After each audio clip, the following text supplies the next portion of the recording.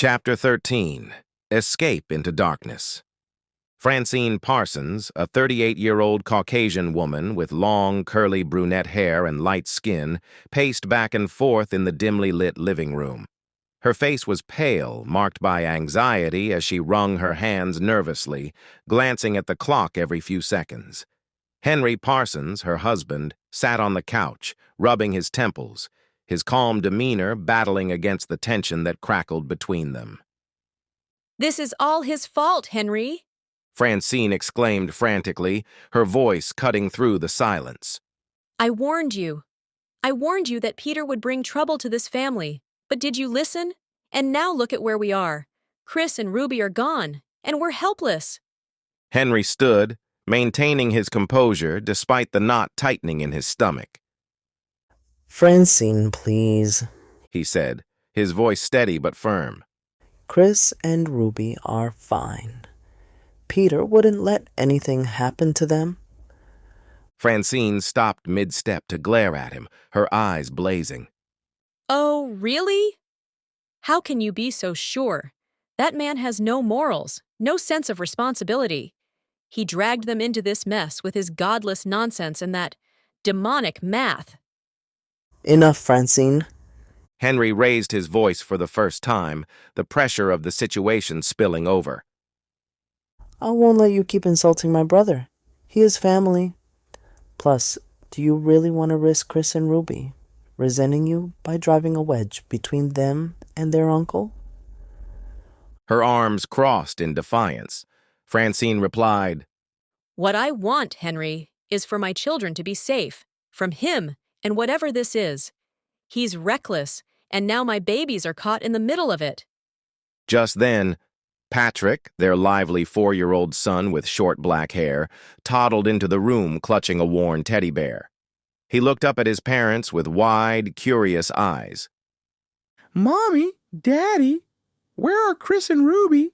They promised to play with me," he asked innocently. Henry crouched to Patrick's level, softening his tone. "Hey, buddy. They're just with your Uncle Peter right now. Don't worry. They're okay." "You promise?" Patrick asked, his small face scrunching with concern. "I promise." Henry replied, his voice laced with warmth despite the storm brewing around them. Suddenly, a loud knock reverberated through the house, startling everyone. Francine gasped, instinctively pulling Patrick close to her. Henry hesitated before cautiously walking toward the door, peering through the peephole. His expression tightened as he spotted 2 D.C. Metro police officers, one male and one female.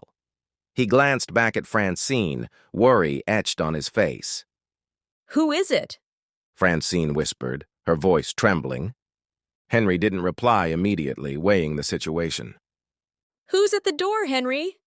Francine's voice rose, urgency punctuating her words. "It's the D.C. Metro Police," Henry said softly, apprehension creeping into his tone. Francine shifted uncomfortably, her anxiety palpable. "Mr. Parsons," the male officer called out, his voice authoritative. "we'd like to ask you a few questions."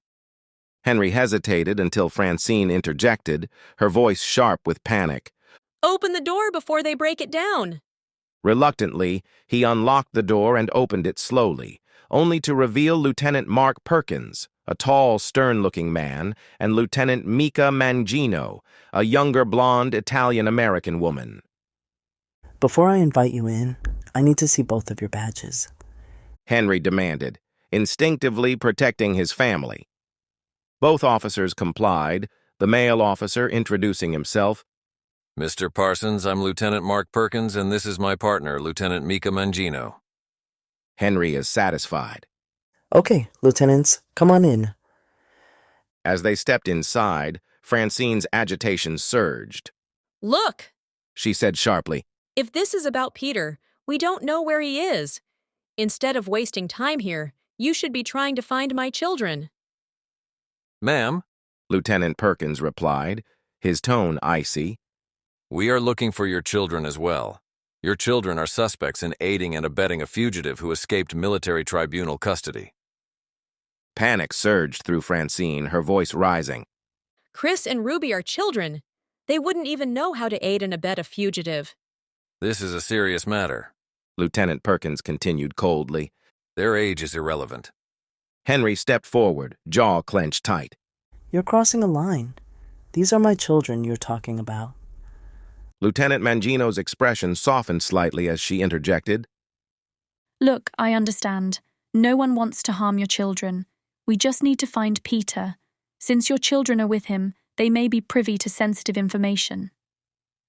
Francine's breathing steadied just slightly. Lieutenant, I promise I have no idea where Peter is. Frustration seeped into Lieutenant Perkins's voice. Perhaps we should put you two under arrest and call Child Protective Services to take all three of your children away. Francine's eyes widened with horror. We don't know where Peter is. Just leave us alone. Okay, that's it. Henry snapped, his anger boiling over. Get the hell out of my house and don't come back without a warrant.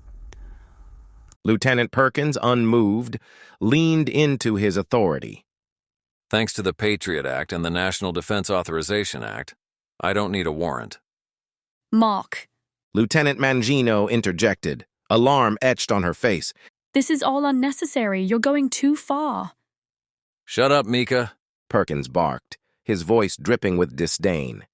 Either follow orders or get the hell out of here. He grabbed his radio. Move in, he commanded. Before Henry could comprehend the full meaning of Perkins' order, the front door burst open. A SWAT team stormed in, weapons drawn. Patrick screamed in terror, clinging to his mother who dropped to her knees, shielding him instinctively. If you don't shut that brat up, I will.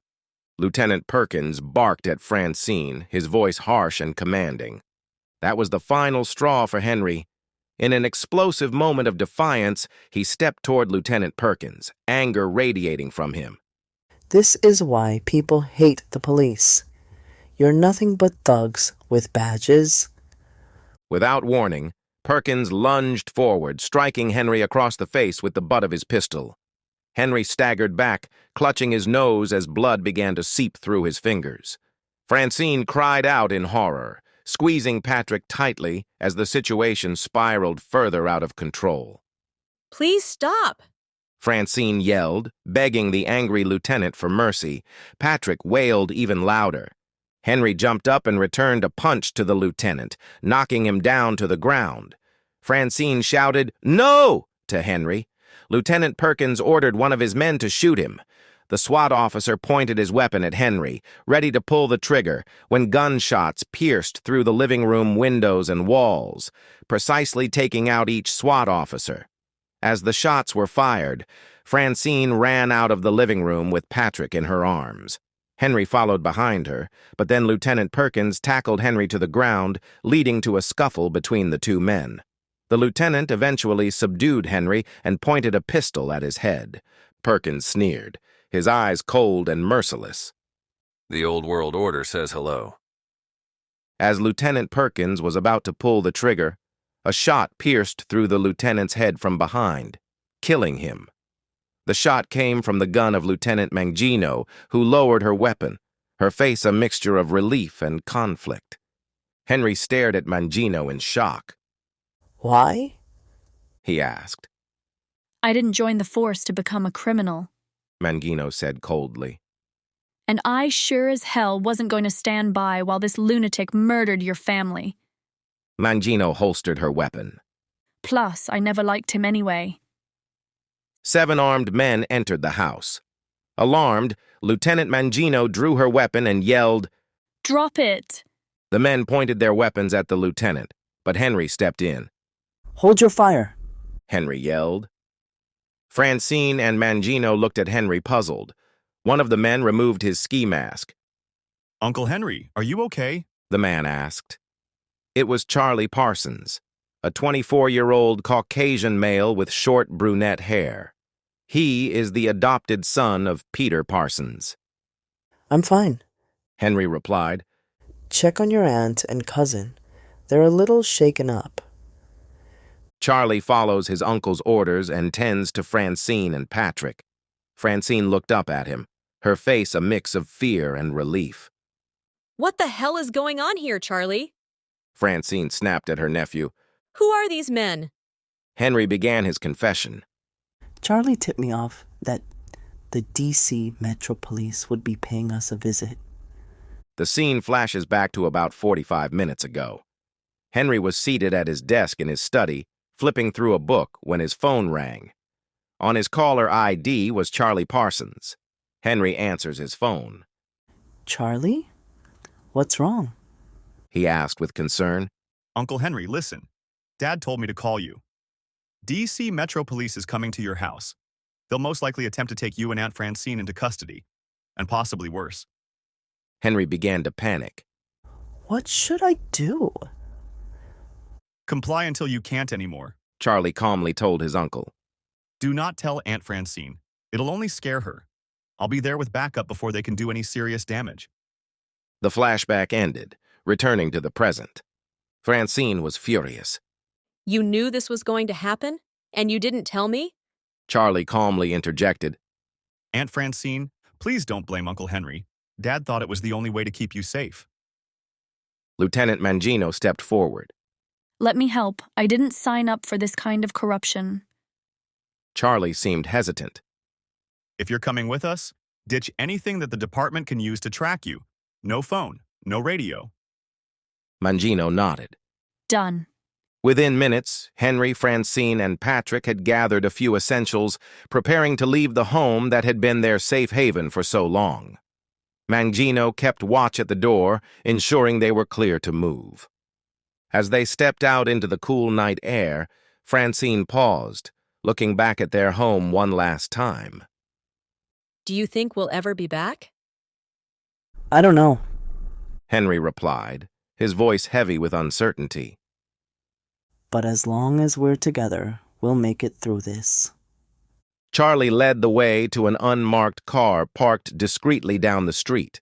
Henry, Francine, and Patrick climbed into the back seat, while Mangino took the passenger seat. Charlie started the engine, glancing at his passengers in the rearview mirror. Everyone ready? He asked.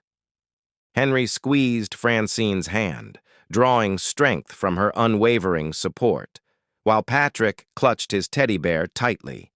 Francine nodded, determination etched on her tear-streaked face. Let's go!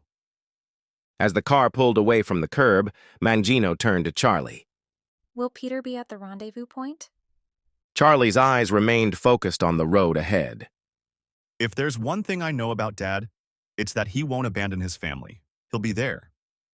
In the quiet drive through the city's darkened streets, a sense of urgency mixed with hope settled over the group.